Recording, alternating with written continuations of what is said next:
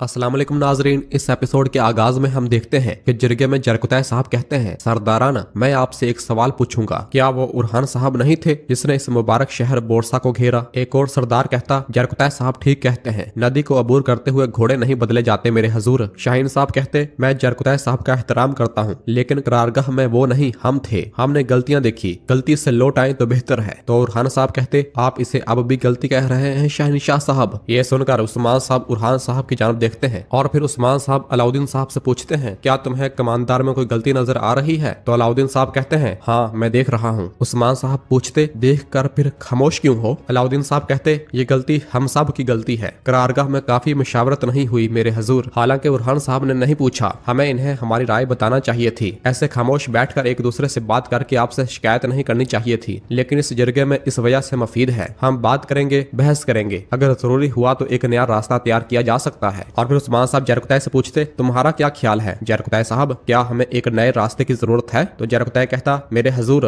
मेरा मतलब है कि अगर वो यहाँ होता तो मैं और बुरान कहते हैं कि उरहान साहब जरूर फतह हासिल करेंगे और कामयाब होंगे, लेकिन अगली बार उरहान साहब जरूर बोरसा लेंगे, लेकिन हम अपने हजूर के हुक्म पर अमल करेंगे। तो शाहीन साहब कहते, मैं तुम्हें समझता हूँ जरकुतै साहब, मैं समझता हूँ, आखिरकार तुम्हारे हजूर तुम्हारे साथ ही पले बढ़े हैं, लेकिन इस वक्त अभी अपने जज्बात को एक तरफ रख दो, हमारे सिपाहियों की उम्मीदों और ईमान को मजबूत करने के लिए हमें एक तब्दीली की जरूरत है। और फिर औची साहब कहते हैं, मैं मानता हूँ शाहीन शाह साहब हक पर हैं, नए कमांडर के साथ हम सबको मिलकर बोरसा पर हमला करना चाहिए मेरे हजूर। तो उस्मान साहब कहते, शाहीन शाह साहब क्या आपके पास कोई तजवीज है? तो शाहीन शाह साहब कहते, मैं मुहासरे और सिपाहियों की कमान संभालना चाहता हूँ मेरे हजूर। यह सुनकर अलाउद्दीन और जरकुतै हंसने लग जाते हैं। शाहीन शाह साहब कहते, मुझे इजाजत दें, इन सरदारान के साथ जिनसे मैं जंग के मैदान में बरसों कंधे से कंधा मिलाकर लड़ा, हम बोरसा की दीवारों को तबाह कर देंगे। यह सुनकर उस्मान साहब सोचे बचार में मुब्तला हो जाते हैं। और फिर तुरहान साहब कहते, अगर उस्मान साहब हुक्म देते तो उरहान साहब भी ऐसा ही करते, फिर आप में क्या फर्क है शाहीन साहब? तो शाहीन साहब कहते, बाजुद्दीन अब किससे डरेगा, हमेशा हर मैदान जंग से उस्मान साहब के साथ शानदार फतह हासिल करके आने वाले शाहीन शाह से, या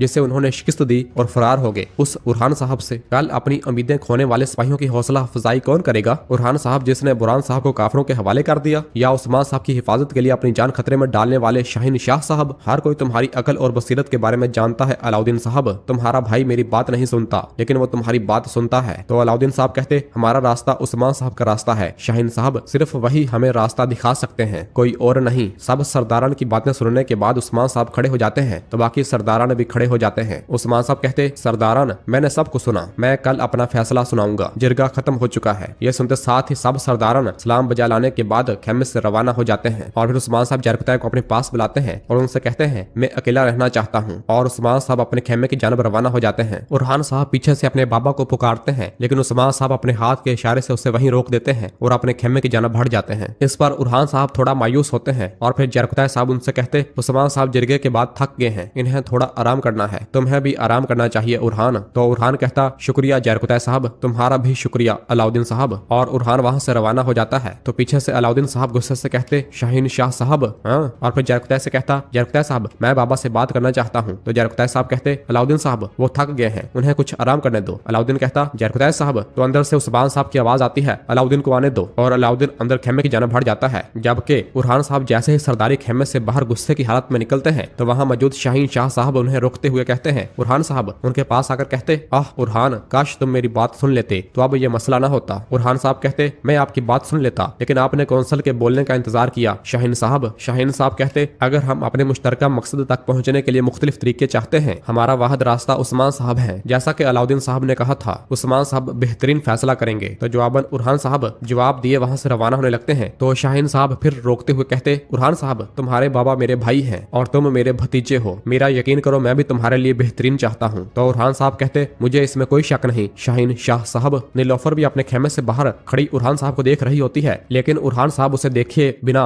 इग्नोर करके वहां से रवाना हो जाते हैं, जिसकी वजह से नीलोफर भी थोड़ा परेशान हो जाती है। जबकि इधर सरदारी खेमे में उस्मान साहब ने अपने पाँव को पकड़ा हुआ होता है। अलाउद्दीन साहब उन्हें देखते हुए उनके पास आते हैं और पानी देते हुए कहते, दर्द बदतर होता जा रहा है, ये जहर है, मैं मौत से बात करूंगा और कोई हल निकालूंगा। उस्मान साहब कहते, तुम शफा के लिए मशहूर हो अलाउद्दीन, लेकिन मैं जानता हूँ कि तुम मुझसे इस बारे में बात नहीं करना चाहते, लेकिन मेरे कान हो, एक चीज मुझे तुम्हारी सबसे ज्यादा पसंद है, तुम 1000 बार सोचते हो और फिर एक लफ्ज बोलते हो। सबसे पहले तुम अपनी बात को तोलते हो और फिर इसे बोलते हो। बदकिस्मती से तुम्हारा भाई मेरे जैसा है, है, बेसब्र और जिद्दी। मैं इसमें खुद को देखता हूँ। तो अलाउद्दीन पूछता, फिर आपको शक क्यों है बाबा? उस्मान साहब कहते, बोरसा की जिद बड़ी है, ये तुम्हारे भाई की तरफ कदम नहीं बढ़ाएगा। तो अलाउद्दीन कहता, बाबा शाहीन शाह हमारा सबसे करीबी और वफादार दोस्त है। ए वल्लाह, ताहम जो चीज हमें बोरसा ले जाएगी वो दोस्ती नहीं बल्कि रिश्ता है। अगर आपको मेरे भाई पर शक है, मैं वजीफा का तालब हूँ। ये सुनकर उस्मान साहब कहते, बहुत से वजीफे तुम्हारे मुंतजर हैं अलाउद्दीन, मैं जानता हूँ कि तुम ये संभाल सकते हो, फिर भी मुझे गौर करने की जरूरत है। जिस पर अलाउद्दीन वहां से रवाना हो जाता है।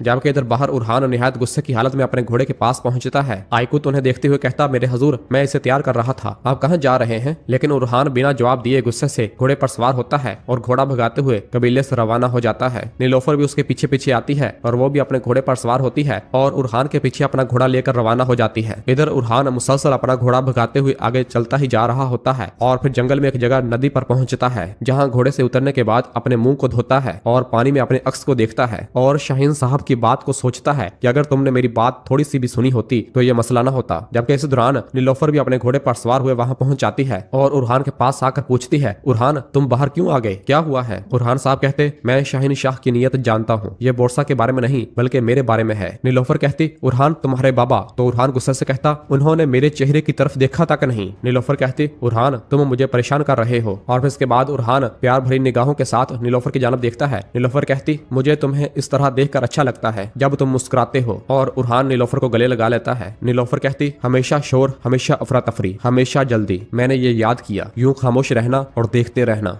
काश ये लम्हा इतनी जल्दी खत्म ना हो। नाज़रीन, फिर इसके बाद अगले मंजर में हम देखते हैं कि उरहान साहब और उरहान एक जगह पर लेटे हुए होते हैं और आसमान की जानब देख रहे होते हैं। उरहान की आवाज गूंजती है, इस अफरा तफरी और तूफान के साथ साथ मैंने अपने अंदर तुम्हारे लिए खामोशी का घर बनाया है जिससे कोई परेशान नहीं कर सकता। नीलोफर की आवाज आती है, मैंने इस खामोशी में पनाह ली उरहान, मैंने हर चीज और हर किसी से दूर भाग कर तुम्हारे दिल में पनाह ली। उरहान कहता, जब भी आंखें मिलती हैं तो सारा शोर थम जाता है और ये मुझे खुशी देता है। और उरहान नीलोफर को सीने से लगा लेता है। नीलोफर की आवाज गूंजती है, तुम्हारी हर नजर में खुशी मिलती है और हर जुदाई मुझे क़यामत लगती है। उरहान की आवाज आती है, कोई जुदाई नहीं मेरे डरपोक परिंदे, मैंने सारे आसमान को अपने सीने में समेटा हुआ है, इसलिए दुनिया का बोझ तुम्हारे परों को नहीं छुएगा। नीलोफर कहती, मैं जानती हूँ मैं आजादी से उड़ सकती हूँ क्योंकि तुम यहाँ मेरे लिए मौजूद हो। उरहान कहता, जब भी तुम थक जाओ या फिर गिर जाओ तो तुम्हारे पीछे एक पहाड़ है, कभी ना हिलने वाला कभी ना गिरने वाला पहाड़, ये हमेशा तुम्हारा इंतजार करेगा। नीलोफर कहती, और मैं हमेशा इस पहाड़ के साए में आराम करूंगी उरहान।